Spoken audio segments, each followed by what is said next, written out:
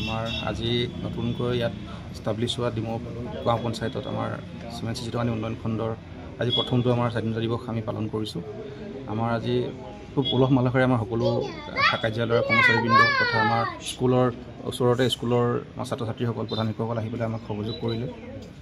আমি আমাৰ উন্নয়ন খণ্ডৰ তৰফৰ পৰা অসমৰ তথা ভাৰতবৰ্ষৰ সকলো ৰাইজক আমি স্বাধীনতা দিৱসৰ আন্তৰিক শুভেচ্ছা জ্ঞাপন কৰিছোঁ তথা ৰাইজৰ আৰু আমাৰ ভাৰতবৰ্ষৰ শান্তিৰ হকে যিসকল আমাৰ ভাৰতৰ বীৰসকলে আমাৰ LOCত তেওঁলোকৰ ডিউটি পালন কৰি আছে, আমি তেওঁলোকলৈ উন্নয়ন খণ্ডৰ তৰফৰ পৰা আন্তৰিক স্বাধীনতা দিৱসৰ শুভেচ্ছা জ্ঞাপন কৰিছোঁ।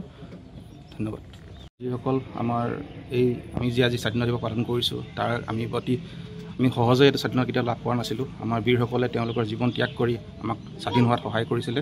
আজি সেই বীৰসকলক আমি সুঁৱৰি তেওঁলোকৰ আমি আত্মাৰ শান্তিৰ সদ্গতিৰ কাৰণে আমি প্ৰাৰ্থনা কৰিছোঁ আৰু আমি তেওঁলোকৰ অশেষ ধন্যবাদ জ্ঞাপন কৰিছোঁ। তেওঁলোকৰ কাৰণে আজি আমি এই দিনটো অসমবাসী তথা ভাৰতবাসীয়ে আজি উলহ মালহেৰে পালন কৰিবলৈ এটা সুযোগ পাইছে। আমি তেওঁলোককো আমাৰ তৰফৰ পৰা স্বাধীনতা দিৱসৰ আন্তৰিক শুভেচ্ছা তথা আমি ধন্যবাদ জ্ঞাপন কৰিছোঁ। সকলোকে নমস্কাৰ। 79তম আমাৰ 15 আগষ্ট আজি আমি চিমেণ্ট চিচিটনি নতুনকৈ গঠন হোৱা আমাৰ উন্নয়ন খণ্ড আজি আমি সকলোৰে আমি মংগল কামনা কৰিছোঁ। আজি আমি ৰাতিপুৱা 7টা বজাত আমি পতাকা উত্তোলন কৰিছোঁ। তাৰপিছত আমি এতিয়া ইয়াৰ পাছত আৰু আমাৰ কাৰ্যসূচী আছে, জলযোগ ব্যৱস্থাও আছে আৰু তাৰ আগতে আপোনাসকলক আমি ধন্যবাদ জ্ঞাপন কৰিছোঁ আৰু অসমবাসীক ভাৰতবাসীক আমি ধন্যবাদ জ্ঞাপন কৰিছোঁ, আন্তৰিক অভিনন্দন জ্ঞাপন কৰিছোঁ। আজি গোটেই ভাৰতবৰ্ষত বিভিন্ন অনুষ্ঠান প্ৰতিষ্ঠানবিলাকত আজি ভাৰত স্বাধীনৰ 79তম গণৰাজ্য দিৱস এইটো স্বাধীনতা দিৱস পালন কৰা হৈছে। আমিও ঠিক তেনেকৈ খুব কম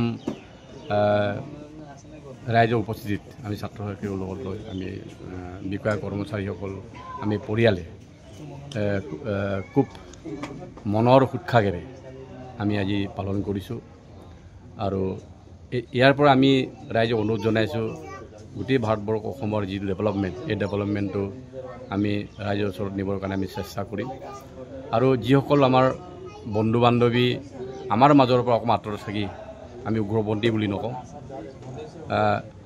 অসমৰ স্বাধীনতা নাম লৈ তেওঁবিলাকে ক'ৰবাত লুকাই আছে যদিও তেওঁবিলাকক জনসাধাৰণৰ ওচৰলৈ ওলাই আহি যে ডেভেলপমেণ্টৰ ক্ষেত্ৰত তেওঁবিলাকো সহযোগ কৰক, শান্তি পৰিৱেশ ঘূৰাই আনক সৃষ্টি কৰক, তাকো আমি কামনা কৰিছোঁ। আৰু সাংবাদিক বন্ধুসকলেও এই ক্ষেত্ৰত নিশ্চয় সঠিক পথত ৰাইজক পৰামৰ্শ দিব পৰাকৈ বা উন্নয়নৰ ক্ষেত্ৰত আপোনাসকলে নিশ্চয় উৎসাহ উদ্দীপনা দিব।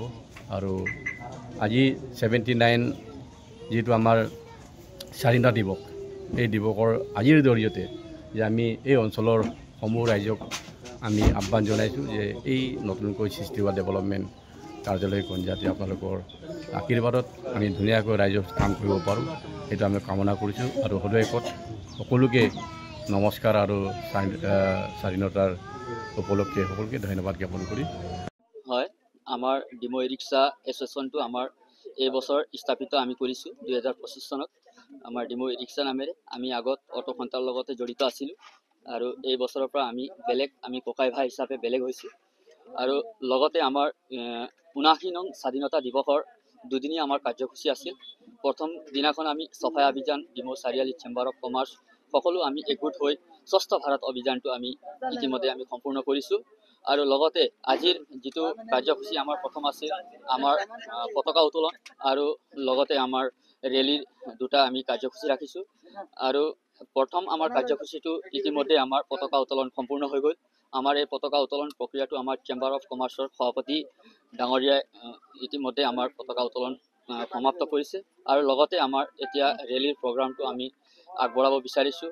আৰু লগতে আমাৰ 79 নং স্বাধীনতা দিৱসৰ উপলক্ষে দুটা দুআষাৰ মই থ'ব বিচাৰিছোঁ। আমি সদায় ৰাষ্ট্ৰীয় জাতীয় পতাকা সন্মান কৰিব লাগে আৰু আমাৰ ৰাষ্ট্ৰীয় জাতীয় পতাকাটো আমাৰ দেশৰ কাৰণে গৌৰৱ, আমাৰ কৰ্তব্য। আৰু আমাৰ স্বাধীনতা দিৱসৰ মূল অৰ্থটো হৈছে আত্মীয় ঘটক আৰু দায়িত্ব এইবিলাক আমাৰ স্বাধীনতা দিৱসৰ মূল লক্ষ্য আৰু আমি সকলোৱে একগোট হৈ প্ৰতি বছৰে এনেকৈ স্বাধীনতা দিৱসটো আমি পালন কৰিব লাগিব আৰু লগতে আমি এটা পৰিকল্পনা আগবঢ়াইছোঁ আমি ৰাইজৰ আগত আমি 15 আগষ্টৰ আগদিনাখন আমাৰ ডিমৌ চেম্বাৰ অফ কমাৰ্চ চাফ চাফাই অভিযানটো আমি আৰম্ভ কৰিব বিচাৰিছোঁ আৰু লগতে আমি